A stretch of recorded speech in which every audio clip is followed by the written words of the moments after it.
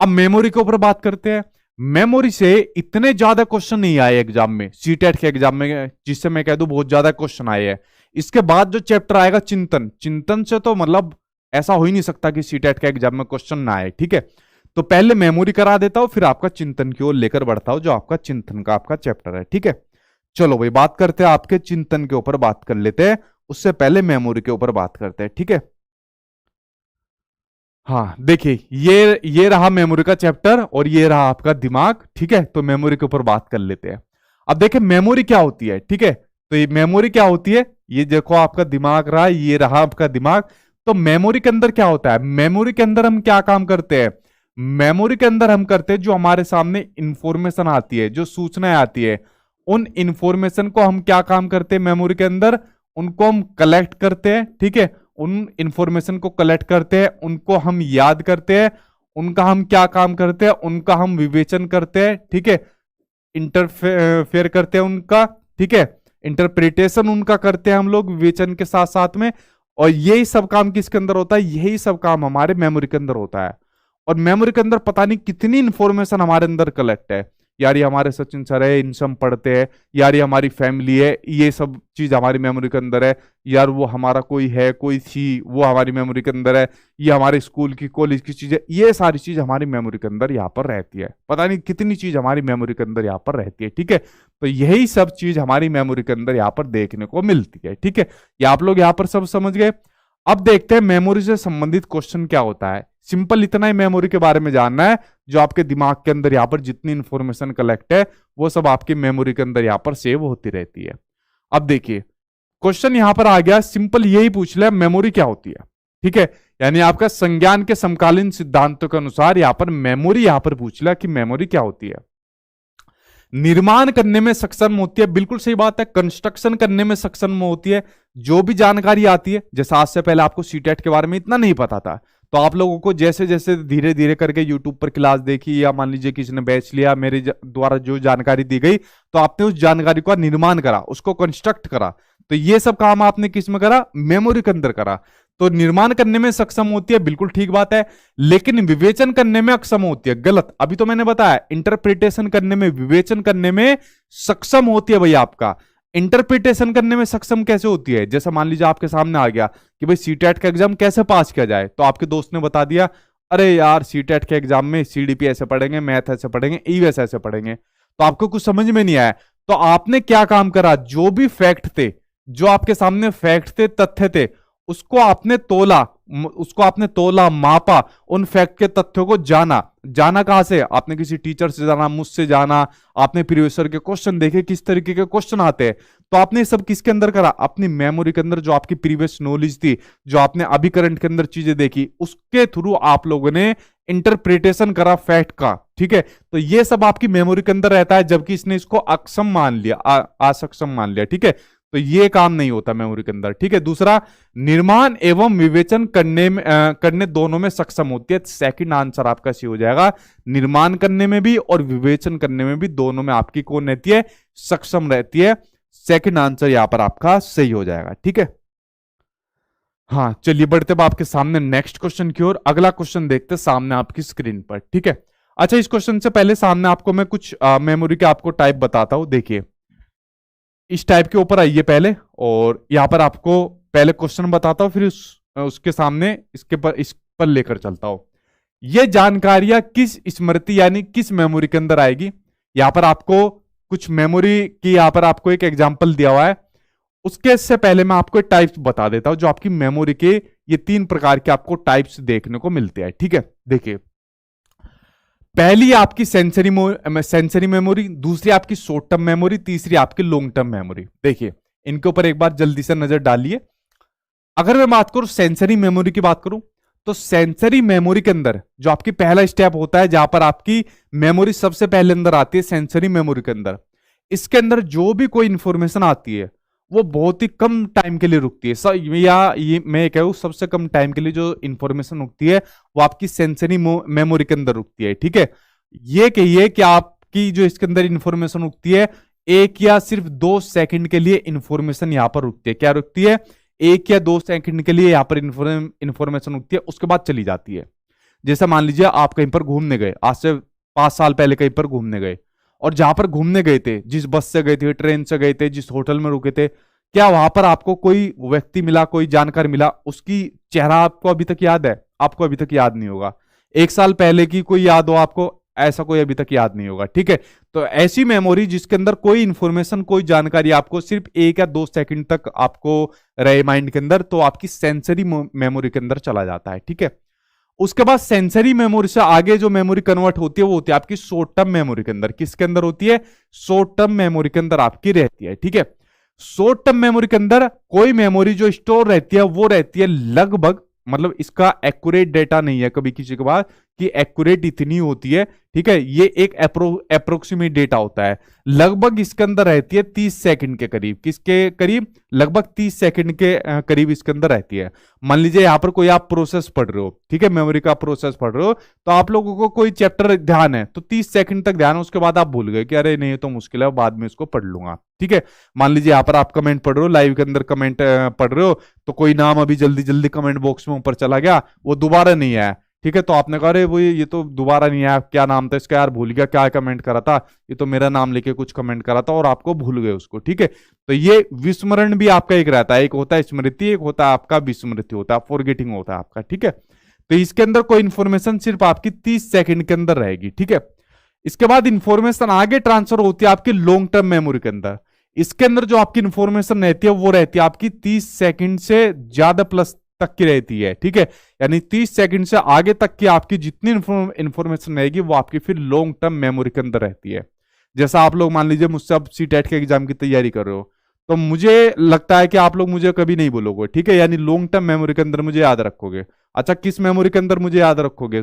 Short term memory, sensory memory के अंदर तो खैर नहीं आऊंगा, या लॉन्ग टर्म मेमोरी के अंदर आऊंगा ना, तो ऐसी इंफॉर्मेशन आपकी लॉन्ग टर्म मेमोरी के अंदर आ जाएगी जो आपके लंबे टाइम तक यहां पर रहती है, ठीक है। तो आप लोग इन तीनों मेमोरी को समझ गए, sensory memory, short term memory और लॉन्ग टर्म मेमोरी। इसमें लगभग कोई भी जानकारी, कोई भी इंफॉर्मेशन रहती है, फैक्ट रहता है 1 या 2 सेकंड तक लगभग रहता है, इसमें लगभग 30 सेकंड तक रहता है, उसके बाद हम भूल जाते हैं। इसमें 30 सेकंड से ज्यादा तक, यानी बहुत लंबे समय तक इसके अंदर याद रहती है, ठीक है। तो ये आपकी 3 मेमोरी के प्रकार है जो मैंने यहां पर आपको बताया, ठीक है। थर्ड में बता रहे हो आप लोग, ठीक है। हाँ ठीक है भाई, ठीक, थैंक यू भाई। लॉन्ग टर्म बता रहे। अरे शॉर्ट वाला कौन है? इसे मारियो ब्लॉग, इसे क्या है ये? देवांशु, इसे मार, शॉर्ट टर्म मेमोरी वालों को इसे, ठीक है। चलो भाई, तो ये आपके तीनों टाइप्स मैंने बता दिए, जो आपके मेमोरी के तीनों टाइप्स होते हैं, ठीक है। अब देखिए यहां पर क्वेश्चन आपका पूछा था कि ये जानकारी है, ये इंफॉर्मेशन किस स्मृति में आएगी, उसके ऊपर जरा नजर डाल लिए, ठीक है। तो देखो भाई, नजर डालते हैं इस वाली मेमोरी के ऊपर। बाइक की सवारी करने की प्रक्रिया। अच्छा, जो आपने बाइक सीखी है, ठीक है, वो वाली नहीं, पीछे जाके बैठ गए, जो सीखी है, तो कितनी जल्दी सीख गए? 1-2 सेकंड के अंदर, 30 सेकंड के अंदर, या ज्यादा टाइम लगा है ना? 2-4 दिन तो लगे होंगे या नहीं लगे होंगे, है भाई? ज्यादा टाइम लगता है, तो किसके अंदर जाएगा? लॉन्ग टर्म मेमोरी के अंदर। किसके अंदर जाएगा? लॉन्ग टर्म मेमोरी के अंदर। धुले कपड़े को तय करने की प्रक्रिया, जो तय लगाते हैं, यार मेरे से आज तक नहीं लगे तय, मेरे से आज की डेट में भी लगाओगे ना, कोशिश में खूब करता हूं, जैसे 2 बाजू होती है, पहले इनको मोड़ लेता हूं, फिर इधर से मोड़ता हूं, फिर इधर से मोड़ता हूं, पता नहीं मेरा वो सही नहीं बैठता, ठीक है। तो इसमें भी टाइम लगता है, तो ये भी आपका किस में जाएगा? लॉन्ग टर्म मेमोरी के अंदर जाएगा। इसको मैं जरूर सीखूंगा एक ना एक दिन, ठीक है। 7 वर्ष की उम्र में एक पेड़ पर चढ़ने का अनुभव। तो 7 वर्ष की उम्र में एक पेड़ पर जो चढ़ा जाता है ना, वो भी 30 सेकंड में या 1-2 सेकंड में नहीं चढ़ा जाता, उसको भी चढ़ने के लिए टाइम लगता है, धीरे धीरे 1-2 बार गिर जाते फिर उसमें टाइम लगता है। तो ये भी किसके अंदर चला जाएगा? ये भी आपका लॉन्ग टर्म मेमोरी के अंदर चला जाएगा। तो आंसर कौन सा सही हो जाएगा? Short term memory, long term memory या sensory memory? Long term memory. Answer आपका सेकंड यहां पर सही हो जाएगा, ठीक है। तो कौन सा सही हो जाएगा? सेकंड यहां पर सही हो जाएगा। अच्छा देखो, जो आपकी वर्किंग मेमोरी होती है ना, तो वर्किंग मेमोरी को आपका शॉर्ट टर्म मेमोरी कहा जाता है, ठीक है। वर्किंग मेमोरी को ही आपका शॉर्ट टर्म मेमोरी कहा जाता है, ठीक है। वर्किंग मेमोरी को ही आपका शॉर्ट टर्म मेमोरी कहा जाता है। बेसिकली क्या होता है, ये थोड़ा सा इसके अंदर कुछ मनोवैज्ञानिकों का मतभेद है, ठीक है। लेकिन आप लोग इस मतभेद के अंदर मत जाना, मतलब इसके ऊपर इतना सचेत कोई ऐसा क्वेश्चन नहीं आता है, सीटेट का किसी भी और बड़े टीचिंग एग्जाम के अंदर क्वेश्चन नहीं आता है, क्योंकि शॉर्ट टर्म मेमोरी के अंदर इंफॉर्मेशन बहुत जल्दी कलेक्ट होती है, ठीक है। तो यहाँ पर ये क्या मनोवैज्ञानिकों ने निकाला कि भाई बहुत जल्दी इंफॉर्मेशन कलेक्ट होती है, तो यहाँ पर कुछ ना कुछ वर्क चलता रहता है इस वाली मेमोरी के अंदर। लेकिन उसके बाद भी कुछ मनोवैज्ञानिकों ने इसके मतलब इस चीज को नेग्लेक्ट किया रहा था, तो यहाँ पर कुछ ना कुछ मतभेद आता है। लेकिन कुल मिलाकर यही निकला था कि वर्किंग मेमोरी को ही हम लोग शॉर्ट टर्म मेमोरी के रूप में मानेंगे। ऐसा क्वेश्चन पूछा भी जा चुका है, ठीक है। तो वर्किंग मेमोरी को ही आप लोग याद रखना है, शॉर्ट टर्म मेमोरी ही इसको कहते हैं, ठीक। चलो अगला क्वेश्चन देखते हैं, सामने आपकी स्क्रीन पर आ गया, ये रहा नेक्स्ट क्वेश्चन, इसके ऊपर नजर डालते हैं, ठीक। हाँ ठीक है भाई, नेक्स्ट क्वेश्चन ये रहा, ये दिव्यांशु को नजर रखो, सारे मिल गए, इसने शॉर्ट टर्म मेमोरी बोला है, उसके अंदर ये याद रखेगा सिर्फ 30 सेकंड के लिए, अब ये भूल गया होगा। अच्छा मुझे एक बात बताओ, ये इससे मुझे याद आ गया, आमिर खान की मूवी देखी आपने? आमिर खान की मूवी गजनी, गजनी मूवी आई थी, तो गजनी मूवी के अंदर आमिर खान को कौन सी बीमारी होती है, कौन सी डिसीज होती है आमिर खान को, जो बीमारी होती है उसकी मेमोरी लॉस्ट हो जाती है आमिर खान की, ठीक है। वो क्या काम करता है, लगभग हर 15 मिनट के बाद उसकी मेमोरी लॉस्ट हो जाती है, वो पूरे शरीर पर अपने लिखवा लेता है, गजनी लिखवा लेता है, उसके अलावा वो लिखवा लेता है, वो पता नहीं क्या उसके लिखवा लेता है, उसका नाम भी उसमें फिल्म में सचिन ही था वो नकली वाला नाम सचिन बना हुआ था वो, ठीक है। तो उसको जो बीमारी थी वो थी एमनीजिया की बीमारी थी, ठीक है, एमनीजिया की बीमारी थी उसको। इस बीमारी में क्या होता है, इस बीमारी के अंदर हो जाता है मेमोरी लॉस्ट हो जाती है, क्या हो जाती है इस बीमारी के अंदर, इस बीमारी के अंदर मेमोरी चली जाती है, मेमोरी लॉस्ट हो जाती है। मेमोरी लॉस्ट जो होती है वो टेम्परेरी भी होती है, वो टेम्परेरी भी होती है और वो परमानेंट भी होती है। क्या होती है, टेम्परेरी भी होती है और परमानेंट भी होती है। टेम्परेरी जैसा आमिर खान को हुई थी, जैसे मान लीजिए किसी के सर पे चोट लग गई, उसने गजनी ने घुमा के ऐसा मारा उसके आमिर खान के सर के ऊपर और टेम्परेरी हो गई थी, ठीक है। तो ये वाली बीमारी इसको हुई थी जो मेमोरी लॉस्ट हो जाती है, ठीक है, इसके अंदर, ठीक। चलो अगला क्वेश्चन देखते हैं, क्वेश्चन के ऊपर डालो नजर डालो, ठीक है। हाँ, पता नहीं गजनी ना आ जाए दोबारा। विद्यालयों को केवल सीखी गई सामग्री के पुनर्उत्पादन पर जोर देना चाहिए, ठीक है, यानी जो केवल सीखी गई सामग्री है उनके रिप्रोडक्शन पर जोर देना चाहिए। क्या ऐसा काम करना चाहिए या नहीं करना चाहिए, बताओ। दूसरा, स्मृति ना तो रचनात्मक होती है और ना ही ये क्या लिख रहा है यार अच्छा, निर्वचनात्मक होती है, अच्छा यहां पर लिखा हुआ है निर्वचनात्मक होती है, ठीक है, निर्वचनात्मक यहां पर लिखा हुआ है, यानी कि यहां पर इंटरप्रिटेशन नहीं कर सकते हम उसके अंदर, ठीक है भाई।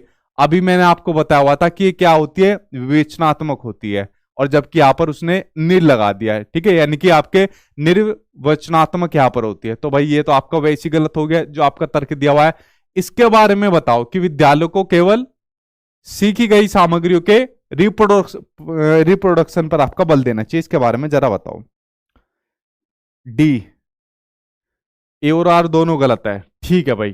किसी सीखी गई सामग्रियों के रिप्रोडक्शन पर जोर नहीं देना चाहिए, जो बच्चा खुद से भी सीखे उस पर भी जोर देना चाहिए, ठीक है, वरना तो बच्चा रोट लर्निंग की तरफ बढ़ जाएगा। आंसर आपका फोर्थ सही हो जाएगा। अगला बढ़ो, अगला क्वेश्चन सामने आपकी स्क्रीन पर आ गया, ये रहा।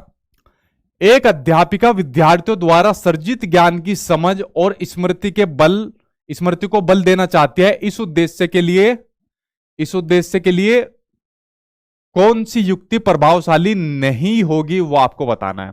बताओ कौन सी युक्ति प्रभावशाली नहीं होगी, उसका जरा आंसर बताइए सही से, ठीक है।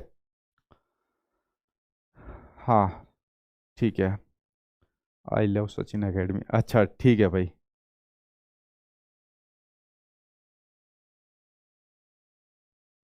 ठीक है भाई, इसके ऊपर नजर डालते हैं। पहले रूपांतरण का सृजन करना, ठीक है, यानी मेटाफोर का क्रिएट करना उसको, ठीक है, रूपांतरण का सृजन कर सकते हैं, तो ये तो आपका पॉजिटिव हो जाएगा। पहले की जानकारी को नए प्रश्न के लिए उपयुक्त करना। देखो क्वेश्चन को, इसको दोबारा देखो, यहां पर है कि एक अध्यापिका विद्यार्थियों द्वारा जो सर्जित ज्ञान है उसकी समझ और स्मृति को बल देना चाहती है। इस उद्देश्य के लिए कौन सी प्रभावशाली नहीं होगी। अब यहां पर सिंपल सा आप लोग यहां पर देखोगे कि पहले की जानकारी को नए प्रश्न के लिए प्रयुक्त करना, तो प्रीवियस नॉलेज को नई नॉलेज के साथ कनेक्ट करने की यहां पर बात हो रही है, तो ये तो करना चाहिए भाई सेकंड के साथ आपको। अगला है उप अवधारणाओं के मध्य संबंधितता को क्रियान्वित करना, यह भी करना चाहिए, यानी सब कंसेप्ट के बीच में यहां पर उसके रिलेशन को बनाना चाहिए। अप्रासंगिक जानकारी को प्रासंगिक जानकारी के साथ सुमेलित करना, क्या काम करना, अप्रासंगिक जानकारी को प्रासंगिक जानकारी के साथ सुमेलित करना। मुझे बताओ 2 सही होगा या 4 सही होगा? ये लाइफलाइन आपके लिए दे दी, इनके बीच में बताओ 2 सही होगा 4 सही होगा, ये बताओ। ठीक है, बताओ।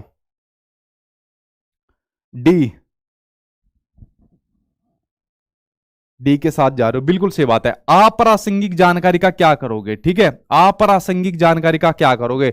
जो इररिलेवेंट इंफॉर्मेशन है उसका क्या काम करोगे? रिलेवेंट इंफॉर्मेशन के साथ इररिलेवेंट इंफॉर्मेशन का कुछ नहीं हो सकता। ठीक है, आंसर 4 सही हो जाएगा। चलिए बढ़ते हैं आपके सामने नेक्स्ट क्वेश्चन। आपका क्वेश्चन दिया हुआ है भावना, यानी जो आपकी इमोशंस होती है। देखिए मैंने आपको क्या बताया हुआ था, ये क्वेश्चन आपका भावनाओं से नहीं है, बेसिकली क्वेश्चन आपका मेमोरी यानी कि स्मृतियों से लिया हुआ क्वेश्चन है। देखिए भावनाएं लर्निंग के अंदर मैंने क्या बताई थी, लर्निंग को प्रभावित करने वाला एक बड़ा महत्वपूर्ण कारक होती है। बच्चे की जो भावनाएं होती है, इमोशंस होती है, वो लर्निंग को प्रभावित करती है, चाहे आपकी पॉजिटिव हो चाहे नेगेटिव हो। और एक टीचर की इमोशंस भी लर्निंग को प्रभावित करती है। लेकिन लर्निंग के साथ साथ ये आपकी मेमोरी यानी स्मृति को भी प्रभावित करती है। वो कैसे प्रभावित करती है? देखिए सिंपल सा आपको बताता हूं, क्वेश्चन आपका निकल जाएगा। आपकी मेमोरी के अंदर जितनी भी इंफॉर्मेशन है वो सब कलेक्ट हो रही है धीरे धीरे करके। चैप्टर पढ़ रहे हो, सीटेट के बारे में पढ़ रहे हो, आज 20वां टॉपिक पढ़ा दिया, मल्टीपल क्लास भी मैं आपके लिए लगा रहा हूं। लेकिन मान लीजिए आपकी जो भावना है, आपके इमोशंस है, वो ठीक नहीं है। आपके घर वालों ने आपको डांट लगा दी, ताना दे दिया, या मान लीजिए किसी का कॉल आया और कॉल पर आपकी लड़ाई होगी किसी से, ठीक है, और आपका मूड खराब है, तो क्या आप लोगों का लर्निंग के अंदर मन लगेगा? आपका लर्निंग के अंदर मन नहीं लगेगा।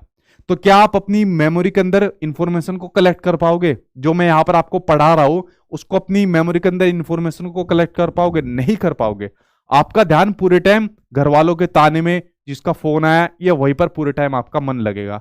इसलिए जो आपके इमोशंस होते हैं वो आपके लर्निंग के साथ साथ, अधिगम के साथ साथ, लर्निंग के साथ साथ आपकी जो मेमोरी होती है उसको भी प्रभावित करते हैं। किसको प्रभावित करते हैं? आपकी मेमोरी को भी प्रभावित करने वाले आपके कारक होते हैं। ये बात आप लोग समझ गए? ठीक।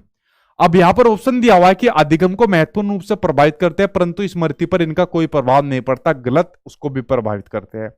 अधिगम पर किसी प्रकार का प्रभाव नहीं डलता, गलत, प्रभाव डलता है। अधिगम को महत्वपूर्ण रूप से प्रभावित करती है, साथ ही साथ स्मृति को भी प्रभावित करती है, जो आपके इमोशंस होते हैं प्रभावित करती है ना। ठीक है, अभी मान लीजिए आपको कोई ताना दे दे तो आप लोगों का पढ़ने का मन हो जाएगा, अरे हटा यार, वीडियो बंद करते हैं, चलो कुछ और काम करते हैं। ठीक है, मन नहीं लगा रहा पढ़ने में, इंफॉर्मेशन अब माइंड के अंदर नहीं आएगी, चलो कुछ और करते हैं काम। ठीक।